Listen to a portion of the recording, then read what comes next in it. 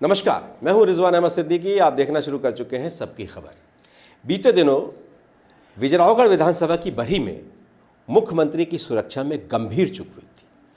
हर जगह लापरवाही दिखी थी और प्रशासन असहाय सा दिखा था। और अब हमारे पास जो जानकारी है, इस मामले में जो आतिशबाजी की गई थी उस पर एक एफआईआर दर्ज की गई है, लेकिन एफआईआर अज्ञात लोगों के खिलाफ दर्ज की है। पुलिस इन 4 दिनों में उस व्यक्ति को भी नहीं ढूंढ पाई, व्यक्ति क्या उन व्यक्तियों को भी नहीं ढूंढ पाई जिन्होंने ये पटाखे फोड़े थे और सीएम की सुरक्षा को खतरे में डाला था।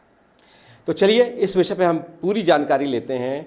हाँ, एक बात आपको ये ज़रूर बता दूं कि पुलिस प्रशासन अभी तक इसकी पुष्टि नहीं कर रहा है, लेकिन हमारे पास सूचना है कि मामला दर्ज हो गया है। रविंद्र जैन साहब से इस बारे में हम बात करेंगे। रविंद्र भाई, आपका बहुत बहुत स्वागत है। धन्यवाद रिजवान भाई। इस मामले में क्या जानकारी है प्रारंभिक आपके पास? देखिए रिजवान भाई, हमारे पास तो इतनी जानकारियां हैं कि सब लोग चौंक जाएंगे। दरअसल 14 तारीख को मुख्यमंत्री डॉक्टर मोहन यादव जी, जैसा उनका एक वो चल रहा है कि मध्य प्रदेश के हर विधानसभा क्षेत्र में वे जा रहे हैं, विकास की बात कर रहे हैं, तो 14 तारीख को विजयरावगढ़ विधानसभा का कार्यक्रम था।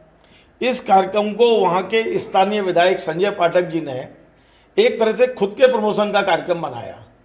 आप सोचिए कि मुख्यमंत्री की सुरक्षा को खतरे में डालकर जिस तरह से वहाँ जो कुछ हुआ है, और उसकी सारी रिपोर्ट भोपाल आई है। हम भोपाल बैठे हैं, मुख्यमंत्री सचिवालय को जो रिपोर्टें दी गई हैं, उसके बाद में पीएचक्यू तक में ये हंगामा मचा हुआ है। और फिर यहाँ से आदेश हुआ है एसपी कटनी को कि आप एफआईआर करिए इस मुद्दे पे।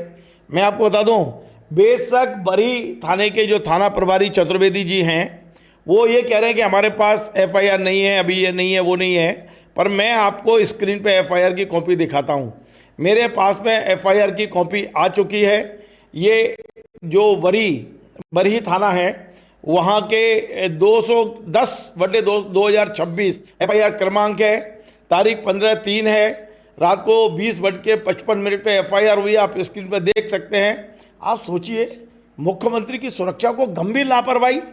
और बरही कितना बड़ा क्षेत्र है भाई, एक विधानसभा क्षेत्र जरा सा, और वहाँ पर जहाँ हेलीपैड बनाया गया था सरकारी ग्राउंड में, स्कूल के ग्राउंड में, उसके किनारे पर जब हेलीकॉप्टर मुख्यमंत्री जी का हवा में आया, ऊपर आया, और जब वो उतरने लगा, आप और हम जानते हैं कि मुख्यमंत्री जी के हेलीकॉप्टर को नीचे से धुआं दिया जाता है ताकि ये पता चल जाए हेलीपैड कहाँ है। और ये हिदायत दी गई थी स्थानीय पुलिस द्वारा, एक मुख्यमंत्री सचिवालय का जो प्रोटोकॉल होता है उसके तहत, कि वहाँ किसी प्रकार की कोई आतिशबाजी तब तक नहीं होगी जब तक मुख्यमंत्री का हेलीकॉप्टर उतर जाए और उड़ान ना भर दे, तब तक कोई धुआं आसपास नहीं होना चाहिए। लेकिन आप देखिए, वहाँ के विधायक जी इतने जोश में थे कि उनके समर्थक वो लेके खड़े हो गए आतिशबाजी। और तमाम विरोध के बाद, तमाम मना करने के बाद, हिदायत देने के बाद भी स्कूल ग्राउंड के बाहर जमकर आतिशबाजी चलाई गई। अब आप सोचिए, मुख्यमंत्री का हेलीकॉप्टर उतरने वाला है, नीचे से आप धुआं दिखाएंगे, कोई घटना हो जाती तो क्या करते हैं आप?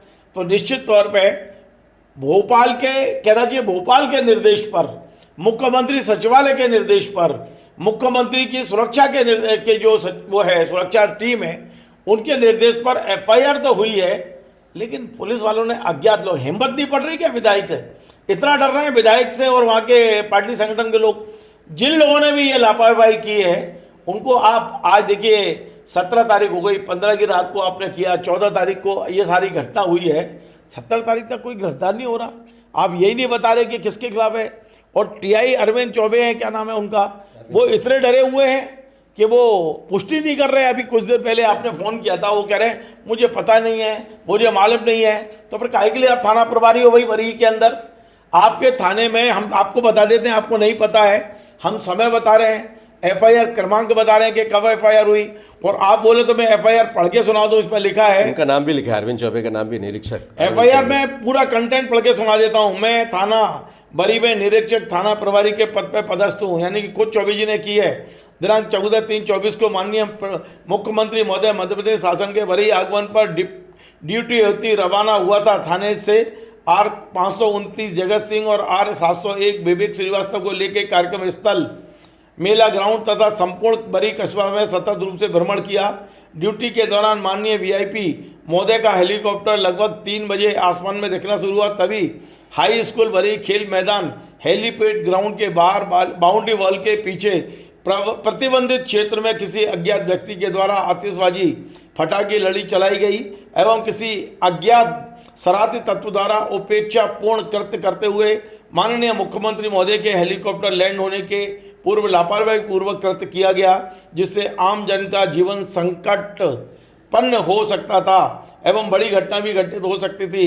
अज्ञात शरारती तत्व द्वारा हेलीपैड ग्राउंड बाउंड्री वॉल के बाहर की गई आदिवासी की घटना पर प्रथम दृष्टया अपराध धारा 125-287 BNS का पाए जाने से अपराध पंजीबद्ध किया गया। आप ये कह रहे हो कि आदमी लोगों की जान को खतरा था, और ये जो अपराध दर्ज किए हैं इसमें 2-2, 15-15 दिन की सजा है। ये क्या हो रहा है? ये पुलिस इतनी डर क्यों रही है? माननीय मुख्यमंत्री जी के आप सोचिए, उनकी सुरक्षा में इतनी बड़ी लापरवाही, और ये FIR हो रही है 125 और 287 BNS में। ये तमाशा बन गया। बिल्कुल बड़ी लापरवाही, गंभीर चूक और ख़तरे में डालने वाली। और इसमें जो धारा है आपने बता ही दिया, BNS की 125 और 287, एक में 3 माह की सज़ा है और एक में 2000 रुपये का जुर्माना है। जाहिर है मुख्यमंत्री की जान शायद इन्हें इतनी सस्ती लगती है, VIP की जान इतनी सस्ती लगती है। इस तरह के वहाँ के वातावरण, सनसनी फैल गई इस पूरी घटनाक्रम से। और सबसे आश्चर्यचकित करने वाली बात है रविंद्र भाई, यहाँ पर मैंने दोनों ने क्राइम रिपोर्टिंग बहुत लंबे समय तक की है, ये पटाखा किसी एक आदमी ने तो फोड़ा नहीं होगा। पटाखे लिए किसी ने व्यवस्था की होगी, किसी ने पटाखा उपलब्ध कराया होगा, लड़ी थी, बाकायदा लड़ी की झड़ी लग गई थी। तो जाहिर है ये कॉमन इंटेंशन का काम है, इसमें कई लोग शामिल हो सकते हैं। दूसरा, वो बहादुर पुलिस बरही की, वो TI साहब भी, और वहाँ तो एक DIG भी वहाँ उस समय SP चूँकि छुट्टी पे थे, वो भी वहाँ पर SP के कामकाज वो भी देख रहे थे। उन्हें छोटे से कस्बे, मैं तो वहीं कहूँ, उन्हें बरही जैसे छोटे से कस्बे में अभी तक ये नहीं पता चल पाया कि उस प्रतिबंधित क्षेत्र में लोग कैसे पहुंच गए, उस प्रतिबंधित क्षेत्र में लोगों ने पटाखे कैसे फोड़ दिए, और वो पटाखा फोड़ने वाले कौन हैं, किसे बचा रहे हैं, क्यों बचा रहे हैं। और ऐसी लापरवाही के लिए अगर नज़ीर पेश नहीं करेंगे तो ये तो बहुत गंभीर लापरवाही। आप कुछ कह रहे थे? नहीं, मैं ये कह रहा था रिजवान भाई कि मेरी जानकारी ये है, मेरे सूत्र मुझे बता रहे हैं कि उसी दिन ये जो फटाके चले हैं, उसी दिन मुख्यमंत्री की सुरक्षा के में जो तैनात थे उनने कलेक्टर को सूचना दी है, SP छुट्टी पे थे, DIG छिंदवाड़ा राकेश कुमार जी को सूचना दी गई है, और मुझे लगता है कि कार्रवाई उसी के तहत की गई है। लेकिन एक जानकारी मुझे मिल रही है कि जो कलेक्टर हैं कटनी के, उन्होंने तय कर लिया था, क्योंकि मुख्यमंत्री की सुरक्षा से महत्वपूर्ण कुछ नहीं होता, उन्होंने तय कर लिया था कि जिला अध्यक्ष भारतीय जनता पार्टी और विधायक संजय पाठक जी को नोटिस दिया जाए। देखिए, पता नहीं ऐसी कौन सी अदृश्य शक्तियाँ थी कि ये दोनों नोटिस जारी होने से पहले ही अपनी दम तोड़ गए। उसके बाद ले दे के 15 तारीख यानी कि मुख्यमंत्री के रवाना होने के 27 घंटे बाद पुलिस को लगा के लापरवाही हुई है। वो भी मुझे लगता है भोपाल से जब डंडा गया होगा तब उन्होंने रात को 9 बजने के 5 मिनट पहले रात में वही बरी थाने में अज्ञात व्यक्तियों के खिलाफ FIR की है। सोचिए, मैं मतलब बड़ा आश्चर्यजनक लग रहा है।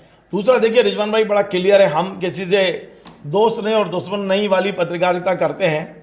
देखिए, एक व्यक्ति ने इस पूरे आयोजन पर कब्जा कर रखा था, आप और हम सब जानते हैं। सरकारी आयोजन था, वैसे पूरा सरकारी आयोजन था, लेकिन एक व्यक्ति जिस पर गंभीर आरोप हैं, अवैध खनन के आरोप है, 85 आरोप है उन पर, और वो कैसे भी ये दिखाना चाहते थे कि मेरे और मुख्यमंत्री के बीच अब संबंध सुधार कार्यक्रम चल रहा है, सब ठीक हो गया है। ये मैसेज देने के लिए आपने मुख्यमंत्री की सुरक्षा को खतरे में डाल दिया है। तो मुझे लगता है कि इस मामले में तो अब CM हाउस से कमेटी बनना चाहिए, भोपाल से सीनियर अधिकारियों की, जिसमें IAS और IPS दोनों हों, वो जाएं, पूरी जांच करें, और इसमें जो भी हो, हम कोई किसी पे आरोप नहीं लगा रहे हैं, क्योंकि मुख्यमंत्री को और भी जिलों में जाना है, और भी स्थानों पर जाना है। इस तरह से एक अधिकारी पूरे आयोजन को कैप्चर करेगा, एक व्यक्ति, एक विधायक, तो ये कैसे मुख्यमंत्री की सुरक्षा को हम बहाल रख सकते हैं। और अब तो FIR हुई है। देखिए, मैंने नहीं की है FIR, हमें यह सूचना तो 3 दिन से थी, लेकिन हम चाह रहे थे कि पहले हमारे हाथ में कोई कागज आ जाए। आज FIR की कॉपी मेरे हाथ में है और हम डंके की चोट पर प्रोग्राम बना रहे हैं। और ये इसमें देख लेना, आपको मैं बता रहा हूँ, TI सस्पेंड होगा इसमें एडिशनल SP के खिलाफ कार्रवाई हो सकती है, डहरिया जी, SDOP के खिलाफ कार्रवाई हो सकती है, क्योंकि ये इतने लापरवाह कि भोपाल से फोन जाने पर तो FIR कर रहे हो आप, और वहां पर आज तक आपको ये नहीं पता चल पा रहा है। और ये वही टीआई है शायद जिनको एक मर्डर हो गया था वहां विजय राघवगढ़ में। यही मैं अपने दर्शकों से साझा करना चाह रहा था कि कैमूर में वो जो एक युवा हिंदूवादी युवा रजक जिनकी नीरज हत्या, रजक कह सकते हैं। नीलू रजक नीलू रजक। हाँ, जिनकी हत्या हो गई थी, और उस पर इन्हीं संजय पाठक ने बहुत बखेड़ा खड़ा किया था, और इनके ही कहने पर ये अरविंद चौबे वहाँ से हटा दिए गए थे, यही टीआई अरविंद चौबे। अब कुछ नज़दीक 25 किलोमीटर दूर, 30 किलोमीटर दूर वहाँ से, कैमूर से, अब बरही में वही टीआई हो गए हैं, उन्हीं की विधानसभा क्षेत्र में। तो ये कैसी कार्रवाइयाँ होती हैं। लेकिन मुझे लगता है कि अरविंद चौबे के लिए ये संकट की घड़ी है। कैमूर में उनके साथ ऐसा हो चुका है, और अब बरही में भी जिस तरह से, और संतोष ढेरिया जो एडिशनल एसपी हैं, लापरवाही के सारे रिकॉर्ड वो बनाते हैं, पुलिस कार्रवाई के कामकाज के जो तरीके हैं उसको सारे रिकॉर्ड बनाते हैं। इस मामले में भी उन्होंने सारा सिस्टम, सारा प्रशासन उसी दिशा में झोंक दिया था। देखिए, वैसे भी विजय राघवगढ़ के बारे में आप आम आदमी से पूछ लो, वहाँ की पुलिस जनता के लिए काम नहीं करती है, विभाग के लिए नहीं काम करती है, एक नेता के लिए काम करती है। ऐसा लगता है कि एक नेता के घर में पूरी पुलिस गिरवी रखी हुई है, उनके इशारे पर नाचती है। और आप एफआईआर पढ़ के आपको लग जाएगा कि इस एफआईआर में किसे बचाने की कोशिश की गई है। माननीय मुख्यमंत्री की सुरक्षा में गंभीर लापरवाही, और आप धाराएं लगा रहे हैं 125, 287, जिसमें कोई क्राइम ही नहीं बनेगा। और आप लिख रहे हैं अज्ञात व्यक्ति, कितना बड़ा है भरी, कौन आए थे पटाखे लेके। आपको मालूम है अपराध होता है तो आप 2 घंटे में अपराधी को ढूंढ लेते हो।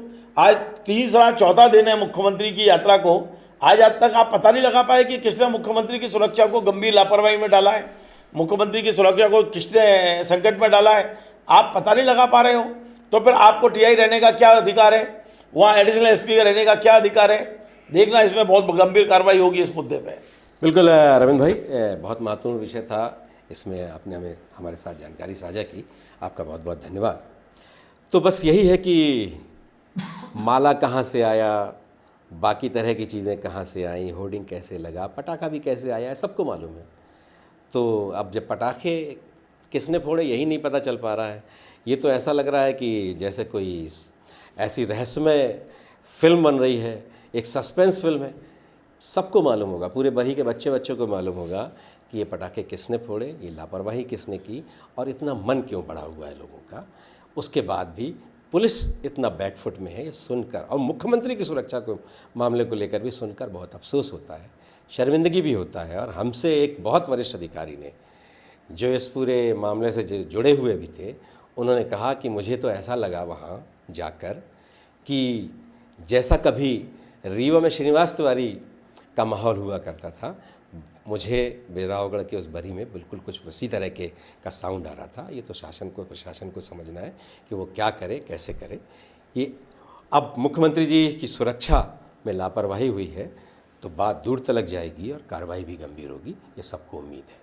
अगर आपको हमारा ये कार्यक्रम पसंद आए तो इसे आप लाइक कीजिए, कमेंट कीजिए, शेयर कीजिए, और हमारे चैनल को सब्सक्राइब अवश्य कीजिए। धन्यवाद। Join the next be the best, Bundelkhand का सबसे विशाल और आधुनिक विश्वविद्यालय ज्ञानवीर यूनिवर्सिटी। ये सिर्फ एक यूनिवर्सिटी नहीं, ये है आपके सपनों का लॉन्च पैड। यहाँ मिले आपको smart classrooms, modern campus, updated labs और एक्सपीरियंस्ड फैकल्टी। हर स्टूडेंट को मिलता है कॉन्फिडेंस, ग्रोथ और एक ब्राइट करियर का प्रॉमिस। नए सेशन के लिए एडमिशन ओपन है, तो इंतजार कैसा, आज ही कांटेक्ट कीजिए।